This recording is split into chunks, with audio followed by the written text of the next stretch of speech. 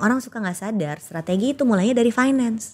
Aku butuh 4 tahun loh, dari pertama bikin 2003, aku baru gajian full 2007. Saking takut ngeluarin duit dari bisnisnya, slow banget progresnya.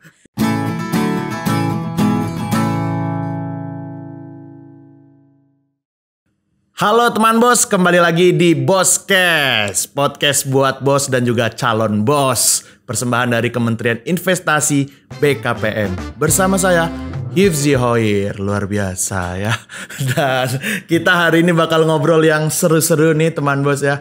Kalau kemarin kita udah belajar banyak gimana nge-handle bisnis, terus juga kemarin kita belajar ekspor, terus juga kita belajar tentang privilege dari pemerintah kita untuk ngedukung para pengusaha nih teman bos semua ya. Dan hari ini kita akan belajar satu hal yang penting banget nih ya sebenarnya buat para pengusaha, buat teman bos juga. Kita akan belajar tentang financial planner. Wah benar gak tuh saya ngomongnya ya. Kita tanya aja langsung nih sama ahlinya. Kak Wina apa kabar? Hai Hifzi, ketemu lagi. Iya. Suasananya agak beda ya. Iya beda ya. Di sini saya sosok serius sih. Biasanya aneh. Biasanya ketemunya stand up comedy. Iya. Saya ngomong financial planner di sini saya ya, Kak Wina ya. Apa kabar Kak Wina? Baik, alhamdulillah. Baik ya, luar biasa. Ya? Sehat. Sebenarnya di masa pandemi ini kayaknya orang jadi lebih tertarik ya kayak tentang financial ya kan? Iya, semua ya orang kan? akhirnya ngerasain kalau mau kerjaannya punya bisnis atau jadi karyawan atau pegawai ternyata butuh dana darurat. Semua ngerasain gitu. Apalagi ternyata kan pandeminya gak cuma sebentar ya. Jadi ya berarti makin kuat keuangannya, makin kuat kita bisa bertahan dan bangkit lagi. Kak Wina nih, terus kan ini kita ada teman bos nih di rumah ya. Dan saya juga salah satu punya usaha juga lah kecil-kecilan Kak Wina. Dan beneran ini jadi masalah banget gimana caranya untuk mengelola keuangan sebuah usaha Kak Wina. Gimana sih Kak caranya Kak? Semua orang sebenarnya udah tahu ini ada kayak satu aturan nomor 1 untuk pengelolaan keuangan usaha yang harus dipatuhi semua orang tanpa kecuali ya. Tapi belum tentu mau dikerjakan, yaitu nomor 1 itu keuangan bisnis sama keuangan pribadinya harus dipisah. Itu dulu. Nah, itu tuh susah. Itu nomor 1. Saya kadang dan Kak Wina ya. Kalau pokoknya kurang kayaknya duit bisnis pakai aja gitu ya. Aku tuh sering banget ketemu kalau misalnya kantor aku juga suka ada nerima kayak konsul buat bisnis gitu ya. Minta coaching nih gimana. Yang pertama aku tanya kan selalu adalah laporan keuangannya mana. Jadi sebetulnya yang dibutuhkan kalau kita punya bisnis adalah punya laporan keuangan yang benar. Punya bisnis kan maunya tentu saja semua nih pemilik bisnis bilang aku capek, ternyata ya bikin bisnis tuh capek banget ya, gitu. Betul. Aku pengen bisnisnya tuh punya sistem sendiri, automated, kerja sendiri. Oke, kalau mau kayak gitu harus ada laporannya dong gitu. Hah, laporan tuh apa? Sebentar. Sebelum ngomongin laporan, misahin dulu nih keuangan bisnis sama pribadi. Karena laporan itu gak bisa dibikin kalau kita gak pisahin dulu. Nah, memisahkannya itu sebenarnya sesederhana punya 2 rekening berbeda. Sesederhana itu. Kalau belum sampai sistem rekening, punya celengan berbeda deh. Punya kantong kerupuk yang diisi uang tapi berbeda gitu. Oh, kalau sekarang tuh udah beberapa bank digital tuh ada memisahkan tuh mana uang bisnis ada uang pribadi itu juga bisa berarti gitu. Bahkan saat belum berbadan hukum, bisnisnya masih kecil-kecilan banget, masih pribadi banget, personal banget. Rekeningnya atas nama kita dua-duanya, tapi udah harus rekening yang berbeda. Nah, kalau memang mau dikelola secara profesional kan harusnya berbadan hukum, bayar pajak. Nah, udah terpisah karena misalnya punya PT. Berarti semua keuangan bisnis masuk ke rekening PT atas nama PT-nya. Keuangan yang pribadi atas nama pribadi. Ternyata membedakan 2 nama begitu membantu kepala kita untuk menyadari dan nerima. Kan ini buat bayar listrik rumah yang ngambilnya dari rekening pribadi dong. Oh, kalau ini kan buat bayar misalnya nyewa ruko buat kantor. Bayar listrik ruko pakai rekening yang itu dong. Sesederhana itu aja ternyata akan membantu kita untuk lebih disiplin. Yang susah itu ternyata kebanyakan. Dua-duanya rekening atas sama aku, ya kan? Aku kemarin pakainya yang mana ya gitu. Jadi plus, apalagi rasanya kan kayak kantong kiri kantong kanan doang. Itu dulu sebenarnya harus dibenahi sebelum kemudian kita lanjut ke punya laporan keuangan yang benar. Sebenarnya penting banget ya. Tapi Kak Wina boleh ngasih tahu nggak sih seberapa penting sih seorang pengusaha tuh punya cukup literasi keuangan gitu Kak? Ya ini penting banget karena namanya punya bisnis tujuannya profit dong. Iya. Terus gimana dia mau bilang perusahaannya tuh profit kalau bahkan nggak punya literasi keuangannya. Aku untung kok, tapi ngawang-ngawang ya. Jangan-jangan selama ini rugi ya Kak. Nah, aku tuh pernah bikin roadshow ke 17 kota. Ya, jadi ini bukan proyek kecil-kecilan. Kita bikin roadshow ke 17 kota, edukasi tentang pengelolaan, bikin bisnis plan untuk UMKM waktu itu. Di setiap kota ketemu 100 pengusaha. Jadi bayangin 1.700 nih kita udah ketemu. Dan rata-rata di setiap kota itu 80% nggak punya laporan keuangan. Nyatet udah di catatannya, tapi benar-benar cuma uang masuk sama keluar aja, belum ada tuh mana laporan laba ruginya. Itu yang mana ya Mbak?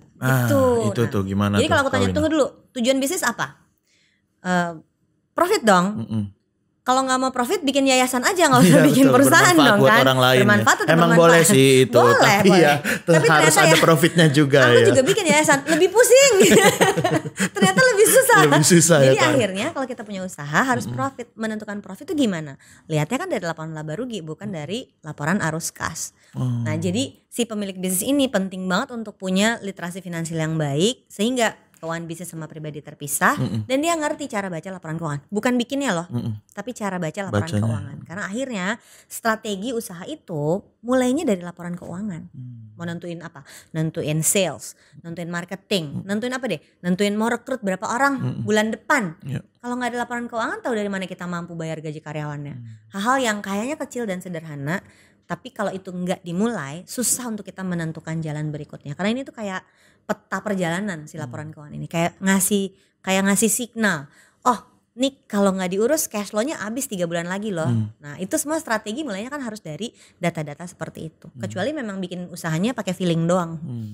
Kayak saya tuh. Penting sih, pemilik usaha itu penting punya feeling. Aku yakin intuisi main ya. Aku bikin bisnis udah 18 tahun juga intuisi main. Tapi kalau datanya nggak dipegang, bagaimana kita mau mengambil keputusan? Setuju Kak.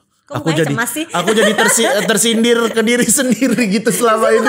Iya aku malah tersindir diriku sendiri Kak. Karena selama ini aku jalan bisnis ya dicatat tuh masuk keluar, tapi nggak pernah bikin laporan keuangan gitu. Ada bedanya ternyata antara dagang sama bisnis. Apa tuh Kak? Nah, jadi kalau orang dagang tuh gini, ngambil barang harganya 30.000 dijual 100.000. Untungnya berapa? 70. Itu namanya margin. Nah ternyata setelah ngobrol-ngobrol banyak nih sama pelaku UMKM di seluruh Indonesia, banyak banget levelnya baru dagang karena tahu harga produksi, tahu dijual berapa. That's it. Berarti kita untung nih Mbak 70.000. Enggak, aku bilang itu namanya baru margin. Jadi sebetulnya di laporan keuangan yang benar itu ada omset, dikurangin dulu sama HPP atau harga produksinya, ongkos produksinya, sama dengan margin. Abis itu baru di bawahnya ada apa aja? Biaya marketing, biaya operasional, gaji si ownernya. Owner gajian loh, geng. Harus ya? Harus gajian. Gak bisa hidup ya, gimana mau ngasih makan anak istri ya? Kerja di bisnisnya tapi gak gajian. Sekalian aja bikin yayasan. Kalau kayak aku sekali lagi ya, ini bukan bercanda-bercandaan merendahkan yayasan. Aku pun punya yayasan dan buat aku itu susah banget ngurusinnya. Karena ternyata tetap butuh ada penghasilannya dari mana, pengeluarannya dari mana.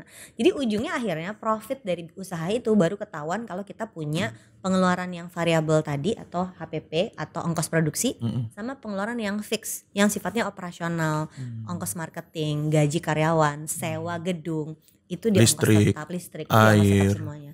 Jangan-jangan nih ketika kita bilang untung banyak hidden cost. Iya, betul. Nah, ini yang sering banget jadi kendala untuk bisnis itu dikembangkan secara profesional dan membesar. Tapi artinya gini, kalau nyaman dagang aja boleh dong. Jadi aku gak bilang dagang itu hina, enggak. Semua bisnis mulai dari dagang. Tapi ternyata tidak semua dagang bisa berkembang jadi bisnis. Akhirnya balik ke kita sebagai pengusahanya, kita mau yang mana. Dan itu terserah kita. Jadi balik ini, teman bos mau jadi pemilik bisnis atau mau jadi pedagang. Terus kan mungkin ada juga ya teman-teman ya kayak aku aja kadang-kadang kayak aduh udah mikirin apa buat gimana nih biar barangnya laku, promonya gimana, udah terlalu pusing gitu. Kak Wina, boleh gak sih sebenarnya kayak yang pemilik usahanya itu udahlah pokoknya nih aku punya uangnya gitu, ya udah aku suruh orang aja buat ngelola keuangan gitu, kita bayar finance apa biasanya orang finance gitu. Apakah boleh atau sebenarnya Ya nggak apa-apa kayak gitu, tapi paling nggak kita paham juga gitu dikit yang ownernya. Jadi gitu. ada bedanya antara kita yang bikin laporan keuangannya sama yang membaca laporan keuangannya, itu beda Ski. Aku dulu kuliahnya finance, dulu aku ambil akuntansi, terus ternyata aku nggak kuat, akuntansi itu jelimet banget buat aku, nggak bisa tidur mikirin kiri kanannya nggak balance. Jadi akhirnya aku drop akuntansinya, aku pertahanin finance-nya aja. Tapi sampai hari ini aku tuh selalu bersyukur karena di kantor itu memang ada chief finance officer-nya yang memang base-nya accounting, orang akuntansi. Jadi dia yang ngerjain. Sehingga kepalaku nggak harus ribet mikirin posting kiri, posting kanan nggak balance di akuntansinya. Karena ternyata yang dibutuhkan adalah kepalaku tuh harus bebas untuk punya kreativitas. Dan itu terlimitasi pada saat harus ngerjain operasional akuntansinya. Jadi boleh banget kalau teman bos merasa aku nggak sanggup kerjain akuntansinya. Ini udah bisa di outsource, ini udah bisa pakai aplikasi. Ada juga ada aplikasi. banyak banget aplikasi akuntansi yang tinggal ngisi. Iya, tapi iya, kan iya. harus Oh, ada iya, yang iya, ngerjain. iya, iya, Daripada betul. kita yang ngerjain, ya carilah staff yang memang tugasnya nginput sehingga kita dapat laporannya aja. Nah, kalau misalnya kan jenis usaha itu kan macem-macem tuh, ada jasa, ada produk aja, ada kayak aku jualan clothingan gitu, ada yang lain jual makanan. Apakah perencanaan keuangannya itu berbeda-beda, Kak? Beda banget. Pencatatannya juga berbeda-beda. Si prinsipnya sih sama karena kalau accounting itu pasti ada tata cara yang seragam di seluruh dunia gitu ya. Tapi ada yang khas dari setiap industri. Misalnya kalau aku kan banyaknya jasa, kita bikin pelatihan finansial. Nah, jadi aku nggak punya stok. Ya kan, kalau Hifsi bikin pakaian, clothing atau makanan pasti ada stok kan. Sehingga pencatatannya akan berbeda di terutama cashnya itu ditaruh di mana. Jadi kalau aku ongkos biaya produksi itu untuk misalnya kita bikin video atau konten atau bikin kelas, berarti ada ongkos bikin modul, ongkos untuk membayarkan si trainer-trainer di kantor. Tapi kalau ini ceritanya makanan, tadi salah satu contohnya yang gampang jualan donat gitu. Kan beli terigunya nggak bisa setiap kali mau goreng baru beli terigu, berarti harus ada stoknya kan. Yang membedakan terutama itu, maka manajemen cash flow-nya nggak akan sama. Manajemen cash flow untuk bisnis-bisnis yang harus nyimpen stok, cashnya akan banyak keluar lebih banyak karena dia harus konversi dari uang kas masuk jadi stok. Jadi kayak punya terigu 3 kilo di lemari itu kan cash sebenarnya, tapi udah berubah bentuk gitu. Nah kalau yang jasa nggak punya kayak gitu. Jadi kita tinggal ngukur cashnya. Kalau misalnya kita bikin proyeksi cash flow gitu ya, bulan ini, bulan depan sama bulan berikutnya. Nah udah tahu nih kira-kira mesti beli lagi stok kapan. Nah itu yang harus diukur-ukur. Satu tips nih ya, selama pandemi menurut aku yang bisa bikin bertahan adalah berhenti berpikir kita mau long term plan. Short term aja udah, per 3 bulan. Jadi aku tuh sampai ngukur, ini kan udah masuk Desember ya. Aku tuh udah bisa ngukur cash yang ada sekarang bisa dipakai bertahan untuk berapa lama. Apakah 1 bulan, apakah 3 bulan, apakah 6 bulan.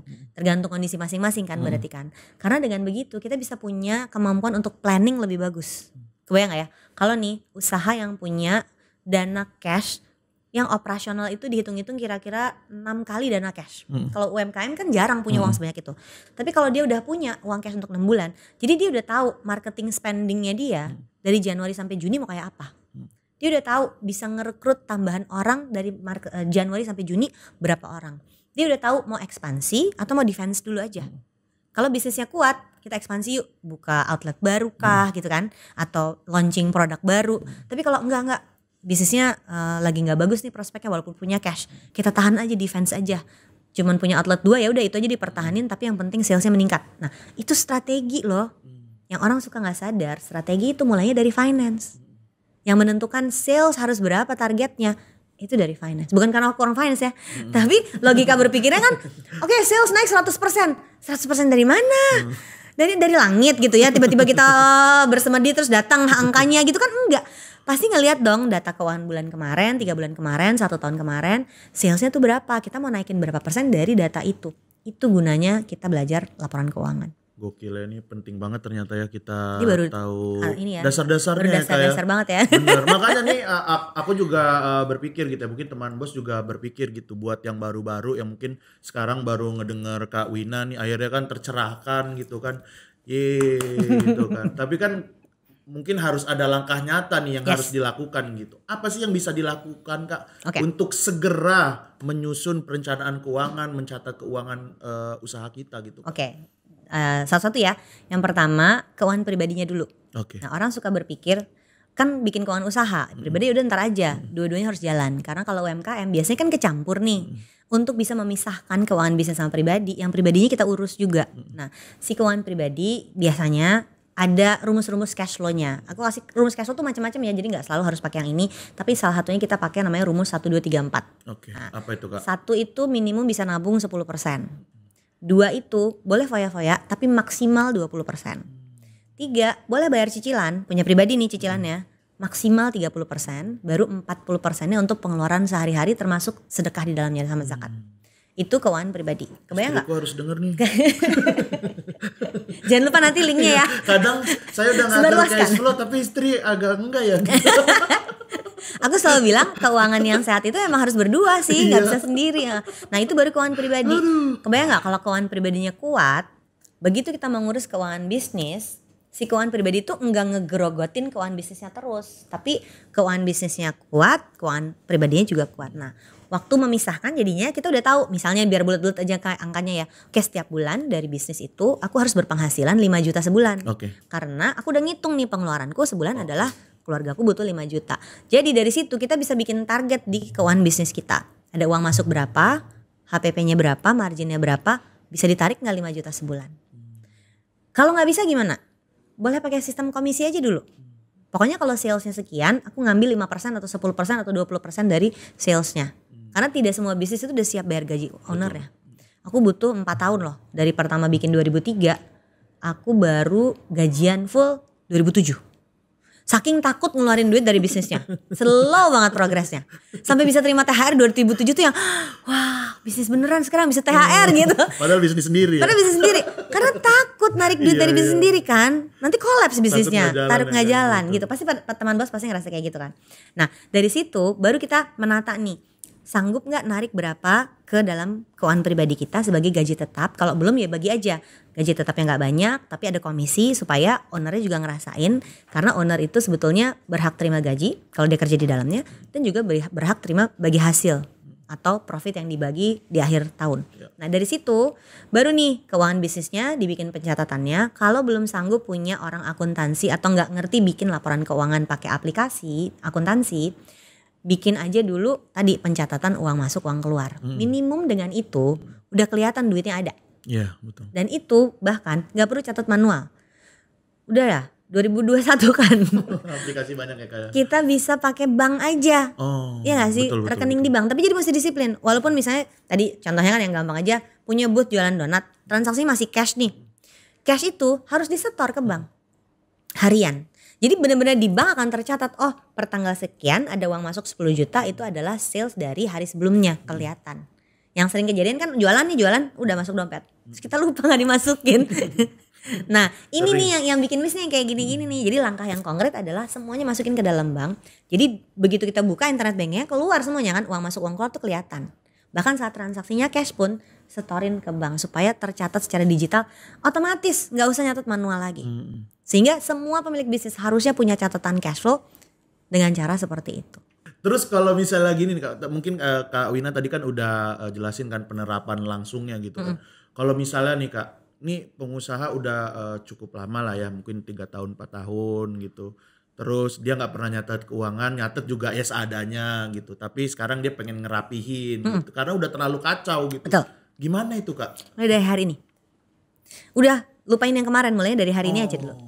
Karena kalau kita mau jarak ke belakang, PR banget kan ngerjainnya. Mulai hari ini. Laporan keuangan tuh biasanya sebenarnya ada 4, lagi ambil 3 aja dulu ya. 1 tadi pencatatan cash flow. Cash flow itu berarti per hari ini di catatan di bank cashnya tuh kayak apa, uang masuk sama uang keluar.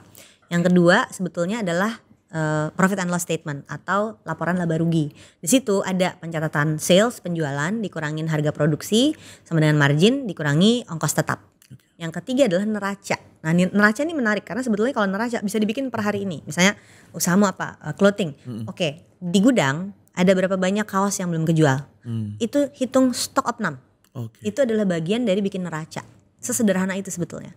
Jadi di neraca itu kiri kanannya adalah daftar harta. Sebelah kanannya adalah daftar utang plus modal. Jadi yang gampang, aku gak punya utang misalnya. Oke, berarti yang sebelah kanan adalah semua modal yang udah disetor. Aku udah gak ingat lupa modalnya kan. Oke kan gitu kan. Oke. Ya udah berarti yang kanan ini akan sama dengan si hartanya. Otomatis. Sekarang bikin deh daftar hartanya apa aja. Ada mesin jahit 2 misalnya. Kira-kira kalau hari ini dijual angkanya berapa? Jadi jangan ngambil harga beli 5 tahun lalu ya. Kira-kira kalau dijual hari ini harganya berapa? Ada cash di bank 10 juta misalnya. Ada di gudang ada kaos. Banyak banget sih Mbak ini kaosnya. Kalau itu dijual semua nilainya berapa? Harga jualnya berapa? Harga jualnya. Karena ada yang aku punya nih. Dia waktu itu aku pernah ketemu jualan tas. Dan dia beli tasnya tuh ada yang baru. Ada yang udah lama. Terus kayak agak hoarder gitu. Dia posesif sama stok yang lama. So aku tanya sekarang tas lama itu masih laku gak kejual? Kan model udah bergerak kan. Terus dia mikir ya kau udah gak ada yang mau beli tas ini. Jadi harga tas ini berapa? Hampir 0. Ya udah dijual diskon aja aku bilang gitu. Jadi duit loh gitu loh. Nah ternyata dia, ya. Proses hoarder gak sih? Posesif sama stok tas yang udah gak laku. Tapi proses mencatat itu membuat dia melihat itu. Dari situ sebenarnya akan membuat kita semakin berpikir pasti ada ilmunya dong. Kayak stok itu kan ada ilmunya, first in first out. Kayak gitu-gitu kan ada ilmunya dong. Nah kalau kita belum tahu ilmunya perlu dipelajari. Makanya aku selalu senang banget kalau ada pemilik usaha yang selalu bilang aku usaha kecil-kecilan. Gak masalah usaha kecil-kecilan. Yang penting profit, yang penting bisa menopang hidup keluargamu, barokah. Tapi udah diopenin apa belum? Udah diurusin dengan sepenuh hati atau belum? Jangan-jangan dibiarin go with the flow aja. Investasi itu kan harus dari leher ke atas kan. Jadi ilmu yang gak pernah habis-habis ini ternyata semua bisa dipelajari. Menurut pengetahuan kawinan ya, ada gak sih perusahaan yang ternyata bisa dibilang gagal, bangkrut itu gara-gara perencanaan keuangannya yang kacau Kak? Pernah gak Kak Wina mendengar? Ada, jadi definisinya dulu ya. Definisinya itu macam-macam. Kalau bangkrut sebenarnya definisinya itu adalah dia sudah tidak bisa membayarkan utang-utangnya. Definisi bangkrut itu sebenarnya itu. Tapi kapan sebuah usaha mau menyatakan dirinya gagal atau tidak, kalau ini level UMKM dikembalikan kepada pemilik usahanya. Karena si pemilik usaha ini yang kalau aku suka ada pertanyaan gini, Mbak ini masih bisa bertahan sih, belum mati gitu, masih bisa lah bayar gaji karyawan walaupun tambal sulam. Jadi ini udah bangkrut apa belum? Ya kalau masih bisa bayar berarti belum bangkrut dong gitu. Jadi kalau dia udah bangkrut itu kan dia tidak sanggup lagi membayarkan kewajiban-kewajibannya dia.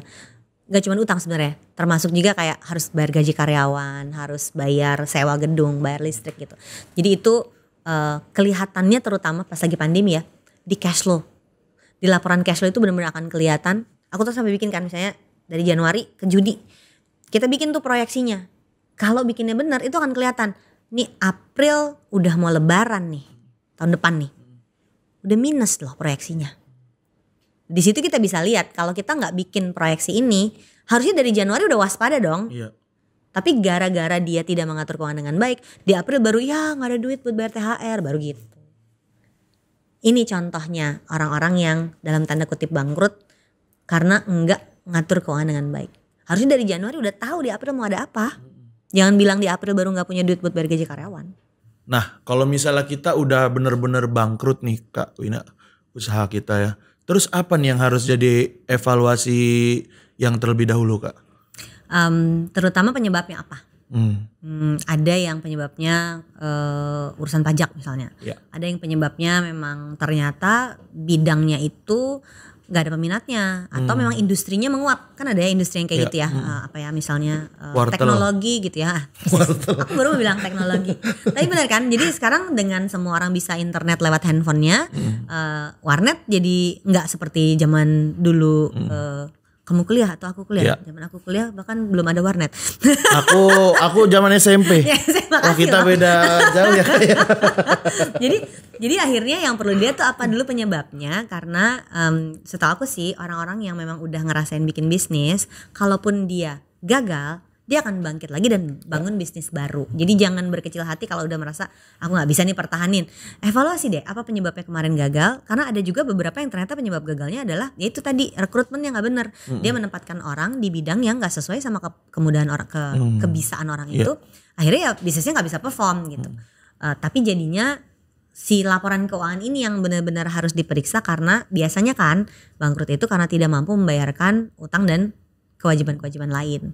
Maka ya cash flow managementnya harus benar. Kalau dari sisi finansial aku jawabannya akan periksa mau bikin bisnis apapun, cash flow managementnya harus benar. Supaya kita mampu membayarkan semua kewajiban-kewajiban kita. Kalau menurut Kak Wina nih, kalau misalnya udah bangkrut gitu ya, tapi mau berusaha lagi gitu. Mending kita jual produk yang sama atau produknya yang beda. Produk sama tapi ganti brand doang gitu Kak. Menurut Kak Wina gimana? Beda-beda jawaban. Jadi aku selama pandemi ini melihat betapa orang itu yang pada punya bisnis harus survive kan. Nah jadi misalnya ada yang bisnisnya tadinya adalah membangun instalasi buat expo. Yudadayu babai nggak ada expo dong selama pandemi. Iya betul. Terus IO juga tuh. Nggak ada tuh. Nah, yang dia lakukan adalah ya udah ngerjain interior buat apartemen. Masih betul. Harus di PT yang sama nggak masalah kan? Brandingnya sama pun nggak masalah karena masih mirip. Tapi ada yang misalnya tadinya menyewakan alat-alat untuk konser musik. Nggak bisa. Terus dia banting setir. Dia ngerjain jasa penitipan belanja ke pasar. Itu bener-bener kayak jauh banget. Jauh banget gitu. Jauh banget. Atau jual tahu bulat. Ya, lebih jauh ya. Yang kayak gitu brandingnya diubah. Tapi aku masalahnya nggak tahu itu dia akhirnya badan usahanya sama atau enggak. Tapi itu brandingnya berubah total dong. Karena ini dianggap ya udahlah kapan kita mau bikin konser lagi. Tapi ini karyawan harus dikasih makan semua. Contohnya kayak gitu. Kemarin ada lagi catering bisnisnya. Susah dong catering kawinan yang biasa 3.000 piring satu acara. Betul. Dalam satu weekend ada 8 acara 3.000 piring. 3.000 piring satunya yang mahal semua. 125 uset. Dan ini benar-benar yang level atas gitu ya. Berhenti total. Terus kamu bikin apa? Ya udah sekarang yang cateringnya dibikin kecil aja. Karena sekarang kalau kawinan 200 piring doang. Nasi box. Jauh dong income-nya. Jadi gimana kamu caranya untuk survive? Dia jualan baju muslimah loh. Ini PT-nya sama. Ya gak bisa sama dong teh dia bilang. Jadi dia bikin 2 akhirnya. Jadi yang ini ada tapi dikecilin. Terus dia bikin baru lagi. Nah ini gak bisa digabung brandingnya. Badan usahanya juga dia bikin 2. Jadi sekarang dia punya 2 bisnis yang berbeda total. Demi keluarganya bisa tetap survive. Jadi amazing tau cara-cara para pemilik usaha ini keluar dari si kegagalan. Ini kita sebut aja ya kegagalan usaha gara-gara pandemi. Dan semuanya bisa terjadi karena apa? Mereka menerima ini pandeminya gak sebentar. Sehingga aku mesti ngapain. Jadi nggak ada halu di antara kita. Kalau udah punya bisnis kayak gitu nggak ada halu. Enggak kok nanti juga bisa. Tetap yakin nih bulan. Enggak, dia tahu yang ini dikecilin. Ada yang memang dibanting total. Ada yang udahlah lupain kapan mau ada konser lagi gitu. Jadi balikin lagi nih teman bos, finansial memang berpengaruh. Tapi aku sih ngelihatnya si pemilik usahanya yang harus tahan banting.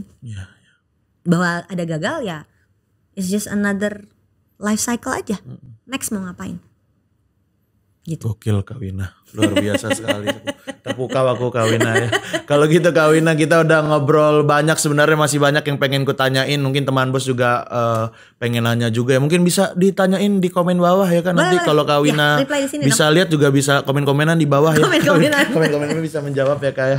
Nah kalau gitu pesan terakhir nih maksudnya pesan terakhir di podcast ini ya Kak Wina ya. Apa nih yang pengen disampaikan ke teman bos dan juga buat para pengusaha biar mau dan semangat belajar untuk financial planning Kak, biar usahanya semakin baik lagi. Ya, buat teman bos jangan lupa bahwa pemilik usaha itu harus punya literasi finansial yang baik. Sehingga kita bisa tahu mau mengambil keputusan keuangan dan kita yang menjadi leader untuk membuat usaha kita ini maju berkembang. Supaya apa? Supaya bisa jadi berkah untuk keluarga dan karyawan kita. Yuk, bagian dari para pemilik usaha yang memang siap maju dengan literasi keuangan.